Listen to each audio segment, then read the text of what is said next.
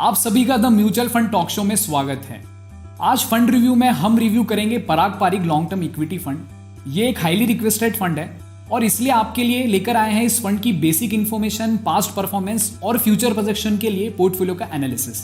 तो आइए सबसे पहले देख लेते हैं इस फंड की बेसिक इन्फॉर्मेशन। इन्वेस्टमेंट और म्यूचुअल फंड रिलेटेड जानकारी के लिए आप हमारे चैनल को जरूर सब्सक्राइब करें और नोटिफिकेशन बेल को टैप भी करें ताकि आपको हमारे वीडियोस की अपडेट मिलती रहे। Parag Parikh long term equity fund multi cap category का फंड है जो कि प्योर वेल्थ क्रिएशन के लिए बना है। फंड की सबसे खास बात है फंड का एक्सपोजर, जो कि इंडियन मार्केट के साथ साथ फॉरेन मार्केट में भी इन्वेस्ट करता है। फंड 28 मई 2013 को लॉन्च हुआ था और फरवरी मंथ से फंड का AUM 1619 करोड़ पहुंच चुका है। वहीं फंड का एक्सपेंस रेशियो 2.18% से कम करके 2.15% कर दिया गया है। लेकिन एग्जिट लोड की कंडीशन दूसरे फंड से अलग है। 1 साल से पहले रिडम्पशन पर 2% एग्जिट लोड एप्लीकेबल है, वहीं 1 से 2 साल के बीच एग्जिट करने पर 1% एग्जिट लोड लगेगा। यानी 2 साल के बाद रिडम्पशन पर कोई एग्जिट लोड नहीं लगता है। इन्वेस्टमेंट के लिए SIP और लमसम दोनों ही मोड से इन्वेस्टमेंट के लिए मिनिमम अमाउंट 1000 रुपीज है। अच्छे मैनेजमेंट के लिए हर एसेट क्लास के एक्सपर्ट्स को मैनेजर अपॉइंट किया गया है। Mister Rajeev Thakkar domestic equity investment, mister Raunak Onkar foreign investment और mister Raj Mehta fixed income investment manage करते हैं। सिटी वायर पर मिस्टर ठक्कर और मिस्टर ओनकार दोनों ही अक्टूबर 2018 तक A रेटेड फंड मैनेजर्स थे और उससे पहले भी कंसिस्टेंटली रेटेड फंड मैनेजर रहे हैं। लेकिन अभी फंड की परफॉर्मेंस में गिरावट के कारण करंटली ये रेटेड मैनेजर नहीं है। परफॉर्मेंस एनालिसिस में सबसे पहले करेंगे रिटर्न टेस्ट, जहां हम देखेंगे फंड की कंसिस्टेंसी, पॉजिटिव मार्केट में बीट करने का रेशियो, फिर इंसेप्शन के बाद से एवरेज एनुअलाइज्ड रिटर्न और करंट पीरियड की परफॉर्मेंस के लिए 3 इयर्स के रिटर्न्स। फंड की परफॉर्मेंस कंसिस्टेंसी को चेक किया गया है 1 ईयर रूलिंग रिटर्न के ऑब्जर्वेशन पर, जहां इस फंड ने इंसेप्शन से लेकर अब तक 19 ऑब्जर्वेशंस में से 17 टाइम्स बेंचमार्क रिटर्न्स को बीट किया है। यानी फंड का कंसिस्टेंसी रेशियो 89% रहा है और इसलिए ये कैटेगरी का हाई परफॉर्मिंग फंड है। पॉजिटिव मार्केट में परफॉर्मेंस को बीट करने के लिए अपसाइड रेशियो निकाला जाता है, जहां 100 से ऊपर रेशियो को अच्छा समझा जाता है, यानी फंड बेंचमार्क को बीट कर रहा है। इस फंड का 3 ईयर का अपसाइड रेशियो 71% है, यानी पिछले 3 सालों में फंड बेंचमार्क के रिटर्न्स को बीट नहीं कर पाया है। फंड के लॉन्च के बाद से एवरेज एनुअलाइज्ड रिटर्न्स 16.88% है। लास्ट 5 इयर्स में फंड के एनुअलाइज्ड रिटर्न 16.56% रहे हैं, जो कि बेंचमार्क को 2% मार्जिन से बीट कर रहे हैं। वहीं करंट पीरियड यानी लास्ट 3 इयर्स में फंड के एनुअलाइज्ड रिटर्न्स 14.79% रहे हैं, जो कि बेंचमार्क से 1.5% कम है। यानी ये कहा जा सकता है कि करंट पीरियड में परफॉर्मेंस में आई गिरावट के कारण फंड बेंचमार्क रिटर्न्स को बीट नहीं कर पाया है। ओवरऑल अच्छी long term historical performance, high return consistency, लेकिन लो अपसाइड रेशियो के कारण इस फंड को 5 में से 3.75 का स्कोर मिलता है। अब बात करते हैं फंड की रिस्क पार्ट की, जहां इस टेस्ट में हम चेक करते हैं फंड की इंटरनल वॉलिटिलिटी, मार्केट के साथ वॉलिटिलिटी, नेगेटिव मार्केट में फंड का डाउनफॉल और रिस्क मैनेजमेंट। वॉलिटिलिटी के लिए देखा जाता है स्टैंडर्ड डिविएशन, मार्केट वॉलिटिलिटी के लिए चेक करते हैं बीटा और रिस्क मैनेजमेंट को चेक किया जाता है डाउनसाइड रेशियो से। फंड का 3 ईयर स्टैंडर्ड डिविएशन 10.16% है, जो कि बेंचमार्क के स्टैंडर्ड डिविएशन 13.79% से भी कम है। यानी फंड की NAV कम फ्लक्चुएट हुई है। वहीं फंड का बीटा भी 0.64 ही है, जो काफी लो है, यानी फंड मार्केट रिएक्शन से कम अफेक्ट होता है। पिछले 3 सालों में फंड का मैक्सिमम फॉल 10.82% रहा है, जो कि बेंचमार्क के मैक्सिमम फॉल 12.26% से भी कम है। फंड का 3 इयर्स डाउनसाइड रेशियो भी 41 ही है, जो कि काफी कम है, यानी मार्केट के डाउनसाइड फेज में फंड बेंचमार्क से काफी कम गिरा है।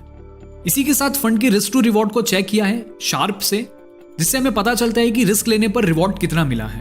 फंड का करंट शार्प रेशियो 1.2 है, जो कि सिर्फ बेंचमार्क के शार्प रेशियो से ही नहीं बल्कि दूसरे फंड्स के शार्प रेशियो से भी काफी ज्यादा है। रिस्क टेस्ट से पता चलता है कि फंड का रिस्क मैनेजमेंट काफी अच्छा है और साथ ही रिस्क पर रिवॉर्ड भी काफी अच्छा नजर आता है। इसलिए रिस्क टेस्ट में फंड को 5 में से 4 का स्कोर मिलता है। अब बात कर लेते हैं फंड के पोर्टफोलियो एनालिसिस की, जो कि एनालिसिस का सबसे इंपॉर्टेंट सेक्शन है, जिससे हमें फंड की फ्यूचर परफॉर्मेंस का पता चलता है। इसके लिए हमें फंड की इन्वेस्टमेंट स्टाइल समझना जरूरी होता है। इसी के साथ पोर्टफोलियो एलोकेशन और स्टॉक्स के फंडामेंटल्स को जानना भी जरूरी होता है। इन सब फैक्टर्स को सही से समझने के बाद हम फंड की लॉन्ग टर्म और शॉर्ट टर्म की परफॉर्मेंस प्रोजेक्ट कर सकते हैं। सबसे पहले फंड की इन्वेस्टिंग स्टाइल की बात करते हैं, तो फंड की फिलॉसफी एसेट सिलेक्शन है, यानी स्टॉक्स के फंडामेंटल्स पर उनका सिलेक्शन होता है। इन्वेस्टमेंट स्ट्रेटेजी की बात करें तो ये वैल्यू स्टाइल फॉलो करता है, यानी फंड मैनेजर्स अच्छे क्वालिटेटिव स्टॉक्स में जिनकी फ्यूचर में अच्छी ग्रोथ एक्सपेक्टेड है और जो कि अभी डिस्काउंट पर अवेलेबल है, उनमें इन्वेस्टमेंट करते हैं। फंड का पोर्टफोलियो मैनेजमेंट एक्टिव है और स्टॉक सिलेक्शन के लिए bottom up selection process follow करी जाती है। डाइवर्सिफिकेशन की बात करें तो पोर्टफोलियो का डाइवर्सिफिकेशन एसेट वाइज ब्रॉड है, जहां इक्विटी के साथ डेट और डेरिवेटिव मार्केट में भी इन्वेस्टमेंट होता है, जिससे रिस्क को इफेक्टिवली मैनेज किया जाता है। इसी के साथ फॉरेन कंपनीज में भी इन्वेस्टमेंट रहता है, जिससे फंड में ग्लोबल एक्सपोजर भी है, लेकिन सेक्टर और स्टॉक वाइज एलोकेशन कंसंट्रेटेड कहा जा सकता है। करंटली फंड का 50.30% इन्वेस्टमेंट डोमेस्टिक कंपनीज में है, 27.65% इन्वेस्टमेंट फॉरेन कंपनीज में और साथ ही 15.31% इन्वेस्टमेंट आर्बिट्राज इंस्ट्रूमेंट्स में है।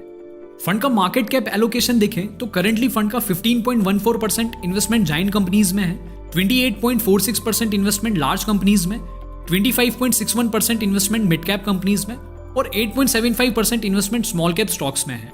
हर मार्केट कैप में अर्निंग्स मार्जिन्स यानी रिटर्न ऑन इक्विटी और नेट प्रॉफिट मार्जिन्स अच्छे हैं, जिस वजह से रिटर्न्स अच्छे रह सकते हैं। सेल्स ग्रोथ भी अच्छी है, सिर्फ मिड कैप एलोकेशंस को छोड़ के, लेकिन वैल्यूएशंस हाई है, जो कि फंड की वैल्यू इन्वेस्टिंग स्ट्रेटेजी को सपोर्ट नहीं करते हैं। सेक्टर वाइज एक्सपोजर देखें तो currently banking and finance, technology और ऑटो हाईली प्रिफर्ड सेक्टर्स हैं और एक्सेसिवली ओवरवेट है, जहां बैंकिंग सेक्टर्स में ग्रोथ हाई रह सकती है, लेकिन आईटी और ऑटो सेक्टर्स में अच्छे रिटर्न्स की एक्सपेक्टेशंस थोड़ी सी कम है। इसके अलावा फार्मास्यूटिकल, ऑयल एंड गैस और कंज्यूमर ड्यूरेबल सेक्टर्स में मॉडरेट एलोकेशन है, जहां सब में अच्छी परफॉर्मेंस एक्सपेक्टेड है। इसी वजह से रिटर्न की कंसिस्टेंसी को सपोर्ट मिलेगा। कंज्यूमर नॉन ड्यूरेबल और इंडस्ट्रियल अंडरवेट सेक्टर्स हैं। फंड का करंटली केवल 24 स्टॉक्स में ही इन्वेस्टमेंट है, जिनमें से 7 ओवरसीज कंपनीज हैं। टॉप होल्डिंग्स की बात करें तो फंड का 53.14% इन्वेस्टमेंट टॉप 10 होल्डिंग्स में है और 13% इन्वेस्टमेंट बॉटम 10 होल्डिंग्स में है।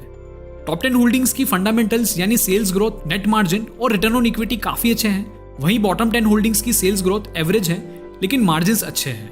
वैल्यूएशंस को देखें तो स्टॉक रीजनेबली वैल्यूड नजर आते हैं। ओवरऑल फंड की इन्वेस्टमेंट स्टाइल, पोर्टफोलियो एलोकेशन और फंडामेंटल रेशियोज को साथ में एनालाइज करने के बाद इस फंड को 5 में से 3.75 का स्कोर मिलता है। फाइनली अब कंक्लूजन की बात करें तो ये फंड अच्छी वेल्थ क्रिएशन के लिए है।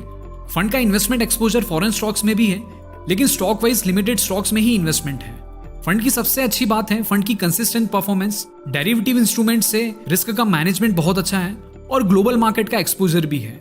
वहीं नेगेटिव पार्ट की बात करें तो पोर्टफोलियो में स्टॉक्स बहुत ही लिमिटेड है और कंसंट्रेटेड है। अगर मैनेजमेंट और स्ट्रेटेजी में चेंज आया तो रिस्क काफी हाई हो सकती है। इसी के साथ ओवरसीज मार्केट का इन्वेस्टमेंट यूएसए मार्केट में ज्यादा है, जिनमें परफॉर्मेंस गिरने की एक्सपेक्टेशंस हाई है। इसलिए ये फंड उन इन्वेस्टर्स के लिए सूटेबल है जो कंसंट्रेटेड पोर्टफोलियो में इन्वेस्ट करना चाहते हैं और साथ ही अपने पोर्टफोलियो में फॉरेन स्टॉक्स भी इंक्लूड करना चाहते हैं। रिस्क वाइज ये एग्रेसिव वेल्थ क्रिएशन के लिए सूटेबल है, जहां मल्टी कैप के अकॉर्डिंग रिस्क मॉडरेटली हाई रह सकती है। इन्वेस्टमेंट का टाइम होराइजन 5 to 7 ईयर्स का होना चाहिए। तो ये था Parag Parikh long term equity fund का रिव्यू। अगर आप इससे रिलेटेड कुछ पूछना चाहते हैं या फिर कोई राय रखते हैं तो कमेंट कर सकते हैं।